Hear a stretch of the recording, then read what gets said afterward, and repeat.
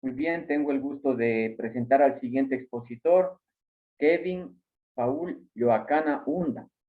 Él estudia matemática en la Facultad de Ciencias de la Universidad Central del Ecuador, UCE. El título de su conferencia es La inestabilidad de Kelvin Helmholtz en la naturaleza. Muy bien, bienvenido. Un aplauso, por favor, para Kevin. Muchas gracias. Buenas tardes, doctor. Muchas gracias por la introducción. Eh, Buenas tardes con todos los que se encuentran conectados. Mi nombre es Kevin Yoacana, como ya lo había dicho el doctor. Soy estudiante egresado de la carrera de Ingeniería Matemática de la Facultad de Ciencias de la Universidad Central del Ecuador. Ya les comparto la presentación. Ya, se puede ver la presentación.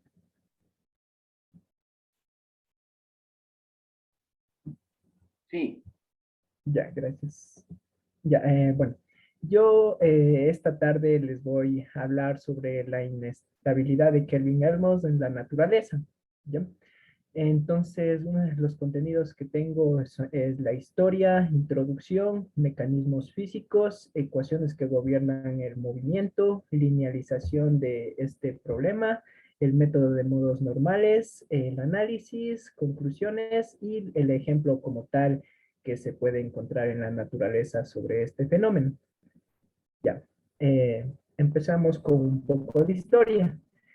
Esto de la inestabilidad se desarrolla por gran parte en el siglo XVIII y en el siglo XIX. Las bases empiezan en el siglo XVIII, que fueron estudiadas por Helmholtz, Kelvin, Rayleigh y Reynolds. En, Esto fue de gran interés en la parte de la estabilidad hidrodinámica. Esto de la estabilidad hidrodinámica estudia tanto la estabilidad como la inestabilidad del movimiento de fluidos. Eh, bueno, un concepto que dio el matemático físico Claire Maxwell sobre esto de la inestabilidad, él decía que cuando una variación infinitamente pequeña del estado presente altera solo por una cantidad infinitamente pequeña al estado en algún momento futuro, se decía que la condición del sistema, ya sea en reposo o en movimiento, es estable, pero cuando una variablemente pequeña en el estado presente puede provocar una diferencia finita en el estado del sistema en un tiempo finito, se dice que el sistema es inestable. Entonces, aquí podemos ver algunos matemáticos que contribuyeron a esto de la teoría de la inestabilidad, empezando por Hernán von Helmholtz, que fue un físico que nació en Alemania el 31 de agosto de 1821 y falleció el 8 de septiembre de 1894. Él realizó estudios sobre la conservación de la energía, la electrodinámica y la termodinámica. Luego tenemos a William Thomson, primer barón Kelvin, que nació en Reino Unido el 26 de junio de 1824 y falleció el 17 de diciembre de 1907. William Thomson fue un matemático que estudió la termodinámica, la inestabilidad, la luminosidad y un poco de la materia oscura. En 1866, William Thomson fue nombrado caballero por la reina Victoria, obteniendo este título de Sir William Thomson, que fue precedido por Sir George Stokes y precedido por, no, y después fue presidente en 1890 a 1895 de la Royal Society. Luego tenemos al matemático James Clerk Maxwell, que nació en Reino Unido el 13 de junio de 1831 y falleció el 5 de noviembre de 1879. Como todos conocemos las ecuaciones de Maxwell, él dio una aportación bastante importante a este conjunto de ecuaciones. Fue un físico matemático que estudió la teoría de la radiación del electromagnetismo, entre otras cosas. Luego tenemos a Jones Wade Strutt Riley, quien nació en Inglaterra el 12 de noviembre de 1842 y falleció el 30 de junio de 1919. Él también tuvo un título de tercer varón Rayleigh. Ganó el premio Nobel en física en 1904. Aportó a la teoría del sonido, de la óptica y la teoría asintótica. Después tenemos a Osborne Reynolds, que también es bastante conocido en la parte de la dinámica de fluidos. Como ya muchos de nosotros estudiamos la parte de la ecuación de transporte de Reynolds. También existe el número de Reynolds, que puede predecir la inestabilidad de un fluido, dados ciertas condiciones. Bueno, Reynolds nace en Irlanda el 23 de agosto de 1842 y muere el 21 de febrero de 1912. Como ya había mencionado, el aporte en la mecánica de fluidos, tanto en física como en ingeniería. ¿Para qué se estudia esto de la inestabilidad? Esto de la inestabilidad es bastante importante, ya que al realizar los modelos físicos del comportamiento de prácticamente de ciertas situaciones físicas reales, existen problemas. Por ejemplo, un ejemplo de esto de la inestabilidad es al realizar un análisis de un flujo básico de Poiseuille, que es prácticamente el estudio de la ecuación de Orr-Sommerfeld, se llega a una expresión de una tensión basal cortante, que es la que pueden ver ahí, una tensión que depende de X y de T, que es igual, se puede aproximar, mejor dicho, como este desarrollo de 1 más U al cuadrado, más ese operador que es un operador no local y menos un factor de dispersión. Esta aproximación de esta tensión es bastante importante, ya que esto nos permite el estudio del comportamiento de la formación de dunas no lineales, de dunas de arenas no lineales. Sobre esta teoría se puede encontrar más en el paper Existence of Traveling Wave Solution and Local Well Poses of the Fowler Equation, que este es un paper realizado por el doctor Boris Álvarez y el doctor Pascal Acerat. En este paper es importante, ya que es es el primer paper en darnos teoremas y además fue presentado en el 2010, en la entrega en la entrega del premio Abel en India.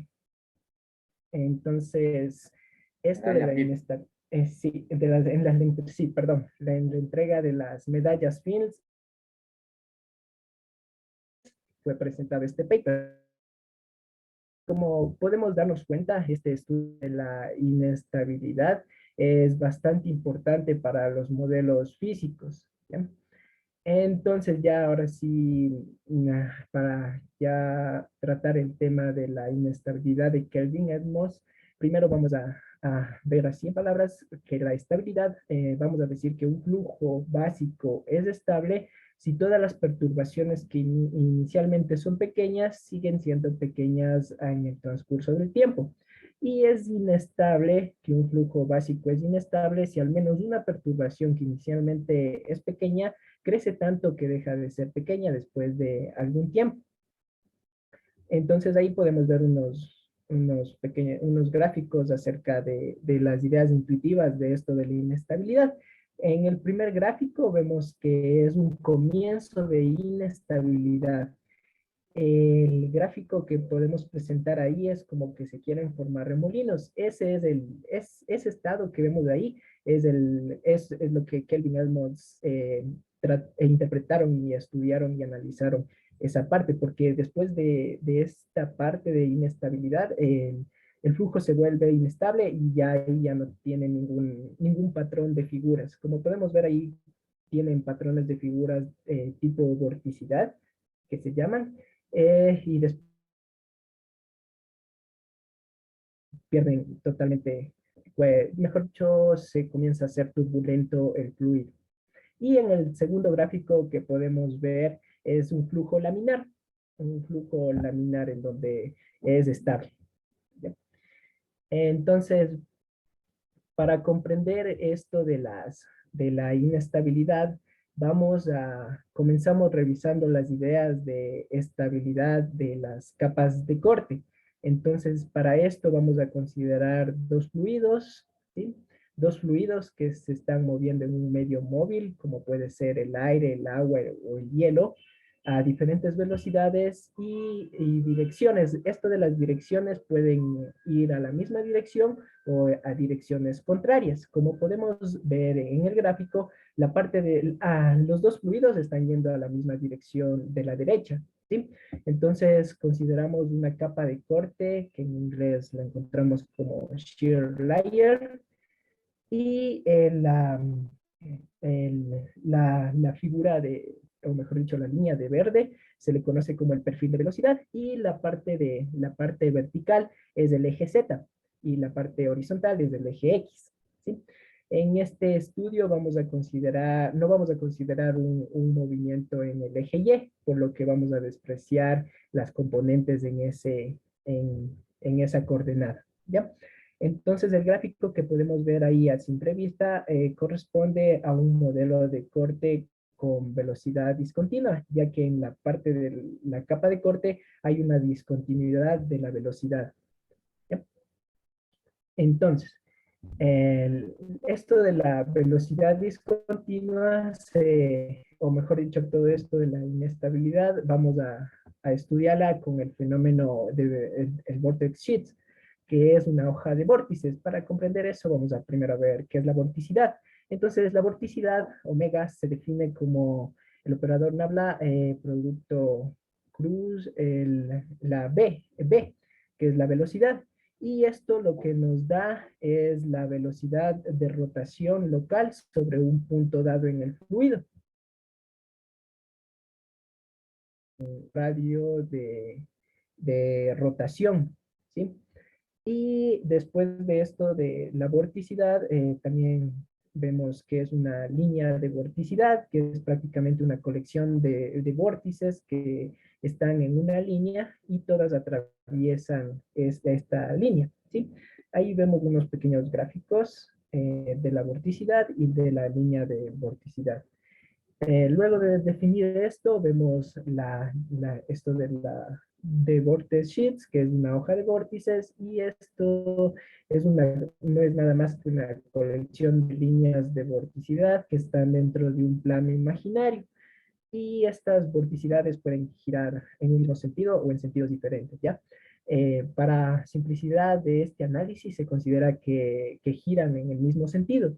Entonces, al analizar una hoja de vórtice, como podemos ver en el gráfico, tenemos que tener en cuenta que en la parte superior el fluido va a estar yendo hacia la derecha, pero en la parte inferior el fluido va a estar yendo a la izquierda. Entonces, al hacer un diagrama de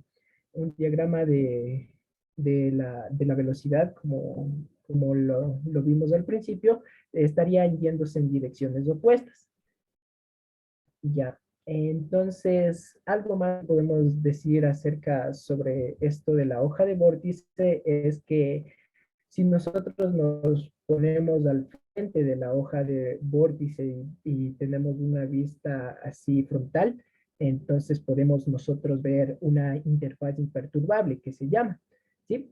Entonces, esta interfaz imperturbable vamos a poder ver los vórtices que están ahí y además una pregunta que surge de manera natural es que si una hoja de vórtice puede ser estable o no. Entonces, se analiza esta parte de la interfaz imperturbable, ¿ya?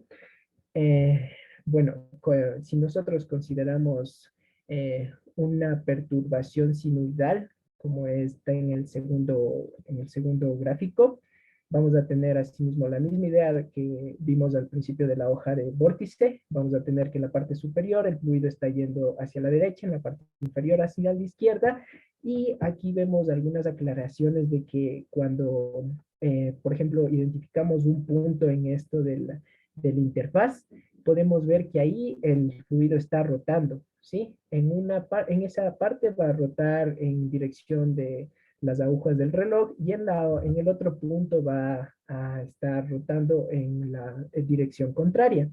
¿Ya? Entonces, con estas ideas básicas, ahora tenemos que describirlas de manera matemática.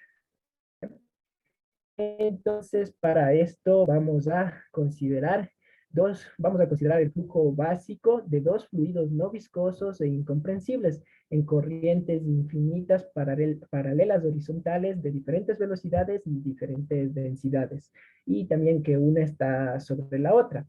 ¿Ya? Entonces, el flujo básico está dado por estas tres funciones que podemos ver: la velocidad, la densidad y la presión. Entonces, la velocidad va a ser igual a U sub 1 y U sub 1 que está yendo en la dirección y U sub 2 que está yendo también está yendo en la dirección I. El U sub 1 corresponde a la velocidad media del primer fluido y U sub 2 corresponde a la velocidad media del segundo fluido. El ρ sub 1 y ρ sub 2 corresponden a las densidades de las corrientes. P sub 0 es una constante de presión y Z es la altura, G es la gravedad. ¿Sí? Y entonces, como podemos ver en estas funciones, tenemos tanto para Z mayor a 0 y para Z menor a 0. Entonces, para ya considerar esto del mecanismo físico como una suposición que es bastante importante hacer es la existencia de una velocidad potencial para que todo esto tenga sentido. Y también algo que los investigadores se preguntan en este tema es del por qué Kelvin usa un flujo básico para el estudio de este problema. Pero posiblemente él hizo el uso de este flujo básico por la simplicidad de las operaciones que siguen después, porque esto de la inestabilidad se puede hacer bastante complicado. Puede ser una razón esa, o la otra razón porque era amigo de Helmholtz. Entonces, el señor Helmholtz se desarrollaba bastante con esto de los flujos básicos, ¿ya? En, Algo importante aquí es aclarar que Helmholtz en 1868, él dio una intuición acerca de esto de la inestabilidad, ya que él se puso a estudiar cómo se desarrollaba el flujo de un fluido en una región acotada, pero dentro de la región acotada él agregó una ala, es decir, una forma igual a una ala de un avión, como quien le está viendo de un ladito a la ala. Entonces, al rato del fluido atravesar ese objeto, como que se separaba en dos flujos. Sí, en dos flujos, pero con diferentes velocidades. Y él se dio cuenta que estos flujos no se hacían de mezclar. Él se dio cuenta que los flujos no se mezclaban y también se dio cuenta que no había ninguna cavidad entre esos flujos, es decir, no se formaban, como quien dice, burbujas de aire o algo así, ¿ya? Entonces, bueno, como hacemos esta suposición de que existe una velocidad potencial, entonces por definición tenemos que el vector U, que es un vector de velocidad, se le puede expresar como el gradiente de phi, ¿ya? Donde esta velocidad potencial va a existir tanto para la velocidad potencial del segundo fluido como para una velocidad potencial para el primer fluido, ¿ya? Entonces, ah, claro, la altura de esta interfaz perturbada, que sería la línea en verde, ¿sí? La línea en verde que podemos ver, esa altura la definimos como z igual a psi, evaluado en x y en t. Entonces, como habíamos considerado al principio que íbamos a trabajar con fluidos no viscosos e incomprensibles, en consecuencia tenemos que el producto punto del operador Navier es igual a 0. Y eso nos implica que se cumple la ecuación de Laplace, tanto para la velocidad potencial del segundo fluido como para la velocidad potencial del primer fluido, ¿sí? Para z mayor que sí y para z menor que sí.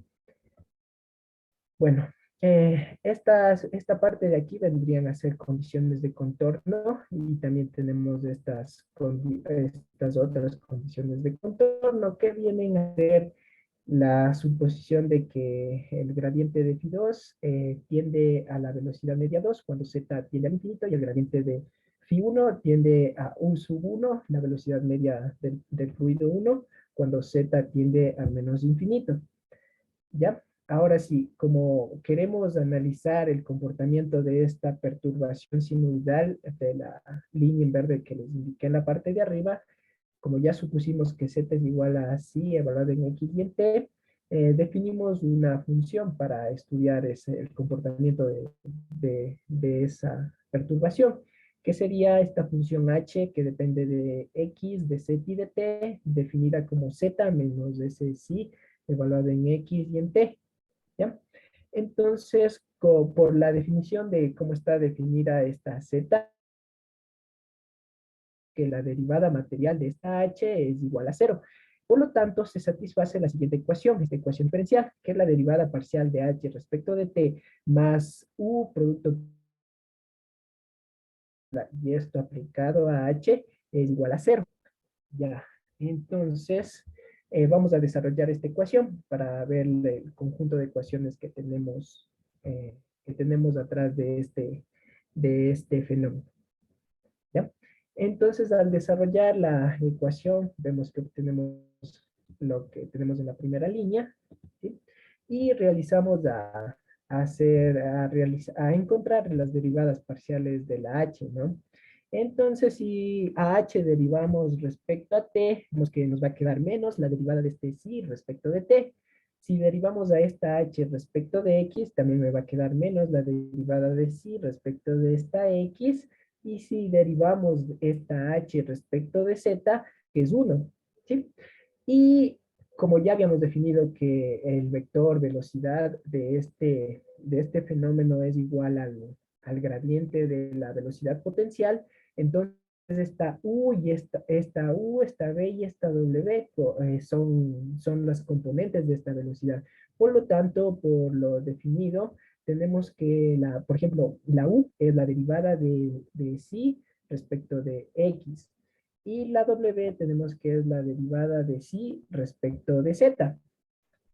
Y al despejar ya esa ecuación, obtenemos esta ecuación de aquí, que es la ecuación de ahí. Como tenemos que esta sí está definida por dos velocidades potenciales a la vez, tenemos las siguientes dos ecuaciones que se pueden ver. ¿Sí? Esas dos ecuaciones. Y entonces, lo que también tenemos que tener en cuenta esto es que al tratarse de flujos incomprensibles, se cumple la ecuación de Bernoulli, ¿sí? Que nos da la continuidad de la presión. Por lo tanto, por el teorema de Bernoulli para un flujo irrotacional, tenemos que se cumple esta ecuación que está aquí, que sería la densidad 1 que multiplica a una constante 1 menos un medio de la divergencia de phi1 al cuadrado, y eso menos la derivada parcial de phi1 respecto de t menos g por z es igual a la densidad 2 que multiplica a una constante 2 menos un medio del gradiente de phi sub 2 al cuadrado menos la derivada parcial respecto de p de este phi sub 2 menos g por z. ¿Sí? Todo esto, esta ecuación se cumple justo en la interfaz perturbada. ¿Sí?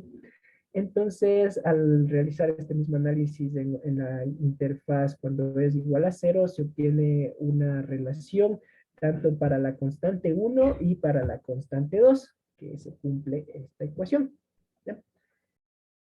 Bueno, ya todo lo presentado anteriormente es el conjunto de ecuaciones de este fenómeno, también con las condiciones de contorno, ¿ya? Ahora, para estudiar la parte de la inestabilidad, vamos a linealizar estas ecuaciones, por lo que generalmente para la linealización se definen las perturbaciones, estas perturbaciones de aquí. ¿Sí? Estas perturbaciones son lineales y estas perturbaciones resultan de un desarrollo de Taylor de esta velocidad potencial. Eh, Luego, considerando estas dos perturbaciones, donde tenemos que phi sub 2 es igual a u sub 2 por x más phi prima sub 2, y este phi sub 1 es igual a u sub 1 por x más phi prima sub 1, tanto para z mayor a la función y para z menor que esa función. Eh, Hay que tener algo que tenemos que tener en cuenta en esta parte de estudiar la inestabilidad de sistemas es que cuando decimos que una perturbación es lo suficientemente pequeña. En este caso, para este caso que estamos estudiando la inestabilidad de Kelvin-Helmholtz, como estamos trabajando con dos fluidos, vamos a decir que son lo suficientemente pequeñas cuando la interfaz desplazada y la pendiente que forman son menores que uno. Si cumplen estas condiciones, vamos a decir que son perturbaciones bastante pequeñas, ¿ya? Asimismo, para estudiar otras inestabilidades, vamos a tener que analizar esa parte, ¿sí? Y también algo importante en esta parte de la linealización ya con perturbaciones es que vamos a despreciar todo el producto de pequeñas perturbaciones y también el producto de términos cuadrados y términos de mayor grado, ¿sí? Entonces, si nos regresamos ya teniendo en cuenta estas perturbaciones, lo que vamos a hacer es reemplazar en el conjunto de ecuaciones y las condiciones de contorno que teníamos en la parte de arriba, ¿ya? Por lo tanto, como se cumplía la ecuación de Laplace tanto para el phi sub 1 y phi sub 2, también tenemos que se cumple para estas phi prima sub 1 y phi prima sub 2, ¿sí? Obteniendo estas nuevas condiciones de contorno, ¿sí? Con estas otras condiciones también. Ahora aquí lo que vamos a decir es que como estamos trabajando con esto de las perturbaciones, estas perturbaciones van a tender a cero. En el ejemplo de la phi sub 1 prima, va a tender a cero cuando este z tiende al menos infinito y el phi sub 2 prima va a tender al cero cuando esta z tiende al más infinito. Por lo tanto, procedemos a linealizar las ecuaciones, ¿ya? Entonces, hacemos el reemplazo por la definición que ya habíamos dado en la parte de arriba, operamos, ¿sí? Y como hay ciertos términos que no van a depender de z, esos se van a anular y solo me van a quedar los que dependen de z, como son estos phi sub 1 prima y phi sub 2 prima. Estas funciones especialmente dependen de z, ¿ya? Entonces, al, al desarrollar y después al analizar cuando z es igual a cero, obtenemos esta nueva ecuación, que es la derivada parcial respecto de z de phi sub 2 prima, es igual a la derivada parcial respecto de t de de este, de esta bar sigma, ¿sí? Más u sub 2 que multiplica la derivada parcial respecto de x de esta bar sigma en z igual a 0. Realizamos el mismo procedimiento para la ecuación del phi sub 1 y obtenemos una ecuación bastante similar a la de arriba, pero esta vez evaluada en la función phi sub 1 prima, ¿ya? Bueno, seguimos linealizando el conjunto de ecuaciones y por ahí teníamos en la parte de la ecuación del teorema de Bernoulli, teníamos una divergencia al cuadrado. Al desarrollar esta divergencia, como vamos a analizar el z igual a cero, este término se le va a anular. Y al realizar la divergencia, aquí vamos a poner en práctica lo que les había dicho, que vamos a despreciar los términos cuadrados y los términos de mayor orden.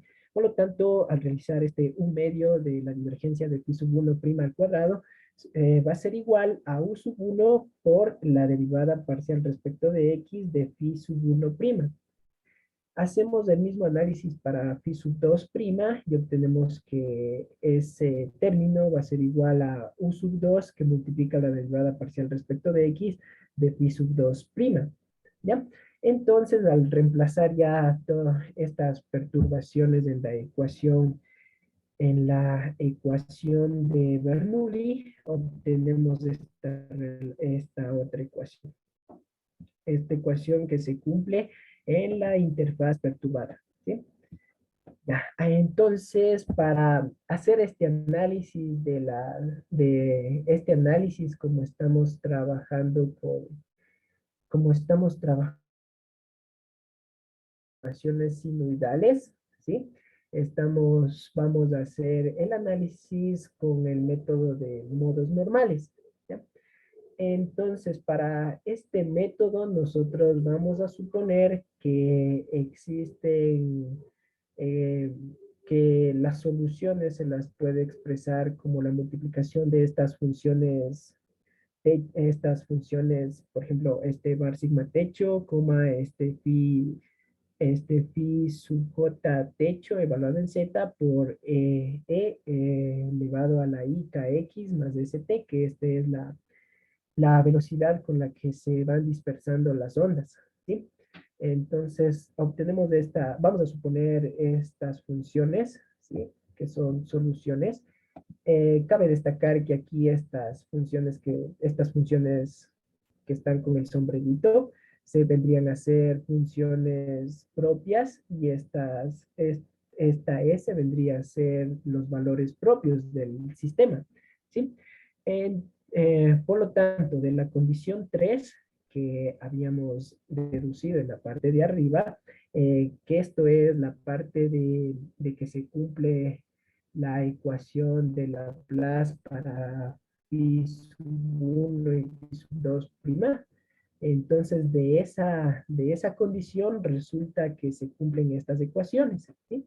Al reemplazar la segunda derivada de estas phi' sub j y de la segunda derivada del phi sub prima, bueno, en este j como está para 1 y para 2, entonces sería la segunda derivada del phi sub 1' y del phi sub 2', obteniendo estas dos nuevas ecuaciones. ¿Sí? Por lo tanto, si nosotros obtenemos estas dos nuevas ecuaciones, techos dependen de z, entonces estamos enfrente de una ecuación diferencial ordinaria.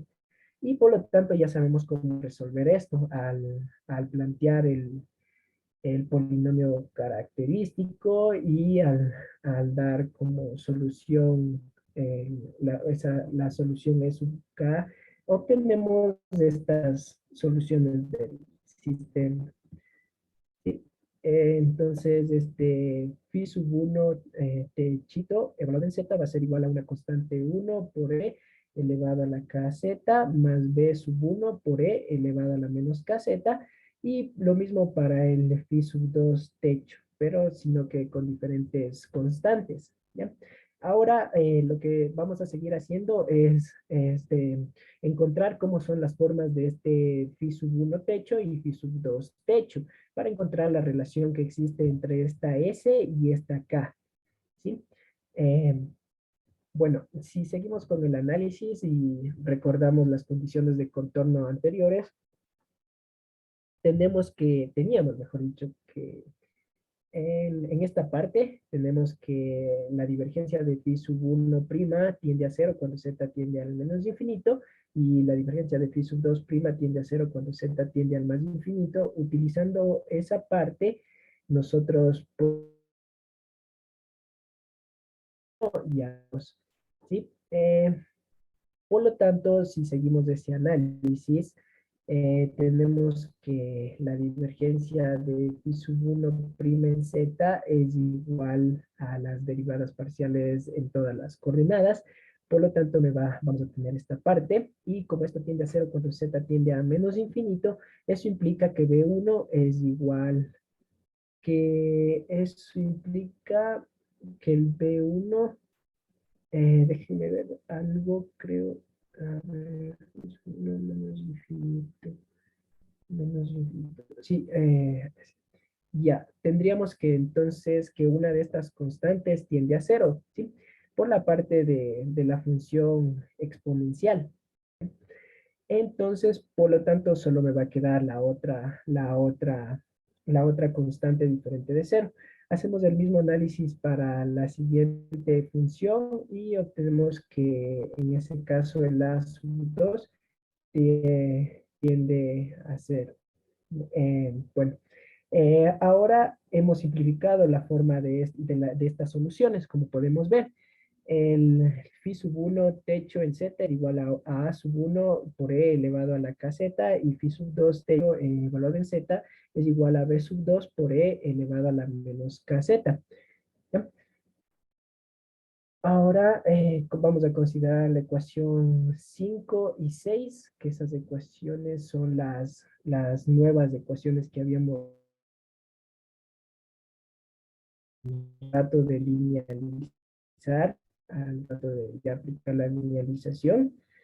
Considerando estas ecuaciones 5 y 6 que están ahí, vamos a reemplazar, ya derivando, haciendo las derivadas parciales respectivas y todo, vamos a reemplazar y obtenemos esta relación. Estas relaciones estas relaciones las obtenemos para encontrar cuánto va a valer A sub 1 y cuánto va a valer B sub 2. Y como podemos ver, A sub 1 es igual a S más U sub 1 por I por K. Eso multiplicado por bar sigma techo sobre K. Y B sub 2 va a ser igual a menos multiplicado a S más U sub 2 y K. Y eso multiplicado a bar sigma techo sobre K. Entonces, con esto ya encontramos cuánto es A sub 1 y A sub 2, dándonos así la forma de estas soluciones phi sub 1 techo y phi sub 2 techo. Nos podemos dar cuenta, aquí estas ecuaciones son bastante parecidas, lo que les cambia es el signo, y esto nos induce la idea de que la velocidad es discontinua, ¿sí?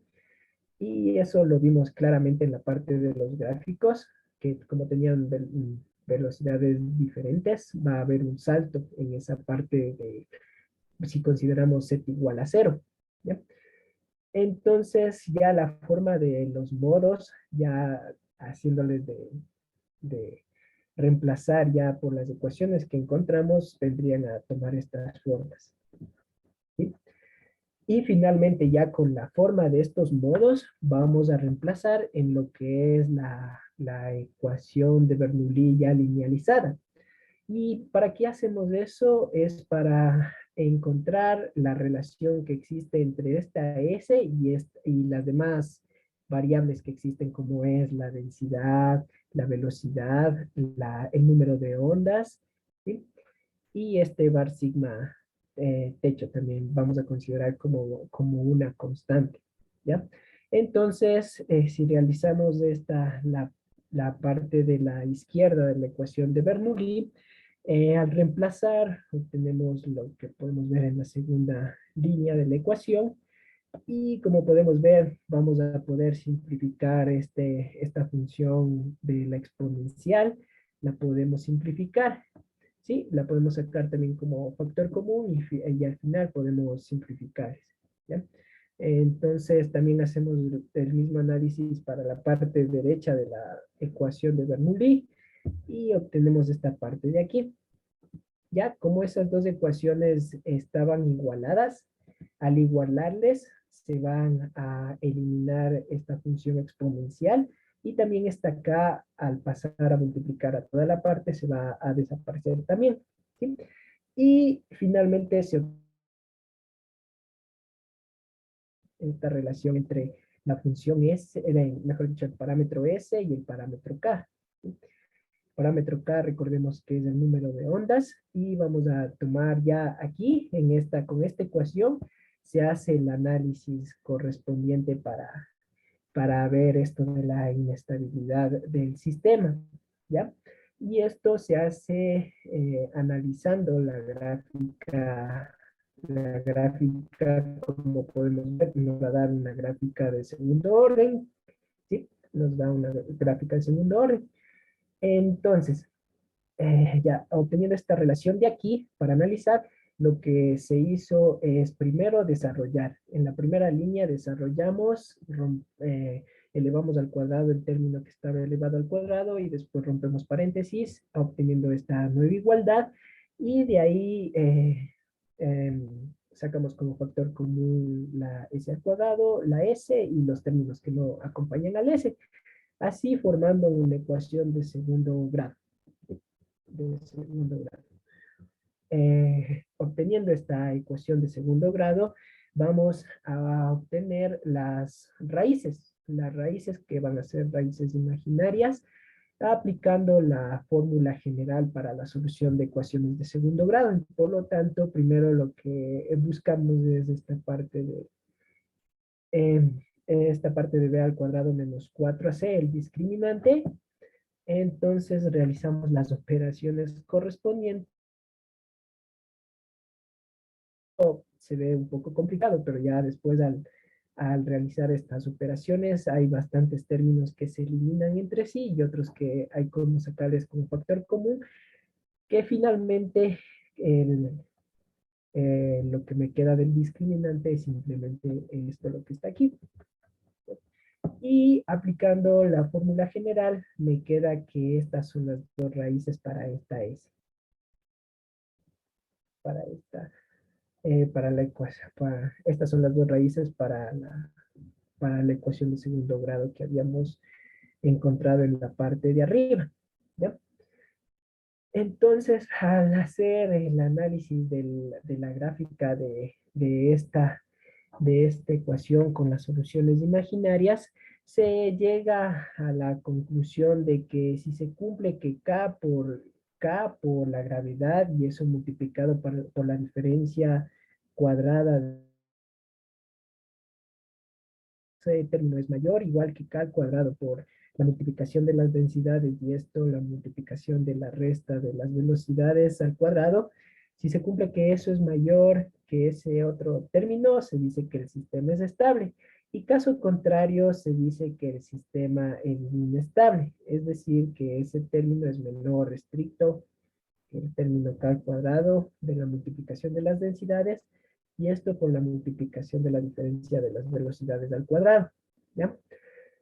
Entonces, esta parte de aquí es lo que nos ayuda a nosotros a predecir cuándo el sistema va a dejar de ser estable y va a pasar a la parte inestable. Y luego de pasar a la parte inestable, pasa a una parte turbulenta. ¿Sí? Esto en los fluidos también se puede encontrar analizando el número de Reynolds y el número de flow también para la parte de dunas de arena. También se puede encontrar el mismo análisis, pero analizando el número de flow. ¿Ya? Entonces, hasta aquí correspondería a la parte del estudio de la inestabilidad de Kelvin-Helmholtz, ¿sí? En el estudio de este sistema hay otras variaciones, en donde podemos considerar, por ejemplo, que tenemos las mismas densidades, ¿sí? Cosas así por el estilo. Y esas ecuaciones ya son, por ejemplo, de convecciones puras, de la parte del estudio de cómo funcionan los tornados y toda esa parte, ¿ya? Esas serían unas variaciones de este estudio general, ¿sí? Bueno, esta parte de la inestabilidad en la naturaleza, todo lo que vimos anteriormente con las ecuaciones, las condiciones de contorno, esos sistemas de ecuaciones diferenciales, todo eso corresponde para comprender para comprender estos fenómenos que podemos ver en la pantalla. Como podemos ver, las si ustedes pueden observar en las nubes, se van a formar unas tipo en dunas de arena, ¿sí? Pero ahí está implícita la parte de la inestabilidad de Kelvin-Helmholtz. En la parte, ahí es lo que podemos ver y deducir ahí es que existen dos corrientes de aire, una corriente de aire que corresponde a las nubes y la otra corriente de aire que va a corresponder al viento en sí, ¿sí? Por lo tanto, la interacción de esos dos fluidos, sí, dos fluidos o dos gases, van a dar forma a esas formas que se pueden ver en las nubes, que también muchos de nosotros, estoy seguro que hemos visto formarse nubes de ese estilo, ¿sí? Y algo más interesante aún es que este fenómeno se puede observar en planetas del universo. Como podemos ver aquí una gráfica del planeta Júpiter, si ven esa línea en rojo, entonces ahí también tenemos rastros de inestabilidad, lo que nos induce que este planeta tiene bastantes gases, porque como podemos ver, esta línea en rojo no se une con la parte de la línea blanca ni con la parte de la línea amarilla que está en la parte inferior, ¿sí? Entonces, como podemos ver, esto de la inestabilidad es un tema pero asimismo, en este caso, por dar condiciones favorables, se hace un poco fácil el análisis, pero esto para condiciones reales es algo bastante complicado el estudio de esto, pero no imposible. Y estas son las referencias. Gracias por la atención. Espero que les haya gustado y si es que hay alguna pregunta, la escucho. Muchas gracias, Kevin. Primero un aplauso para su exposición. Y, y si tienen alguna pregunta, comentario, por favor, bienvenido.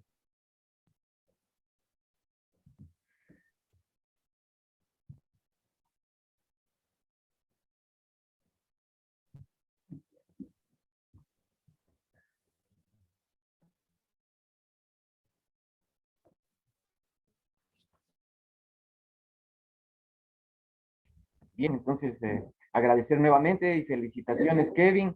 Y un aplauso nuevamente para usted, Kevin. Muchas gracias, doctor. Muy buen trabajo y entonces los esperamos el día de mañana todos en este seminario de estudiantes de ciencias. Muchas gracias parece que hay una pregunta o alguien ahí o no sé,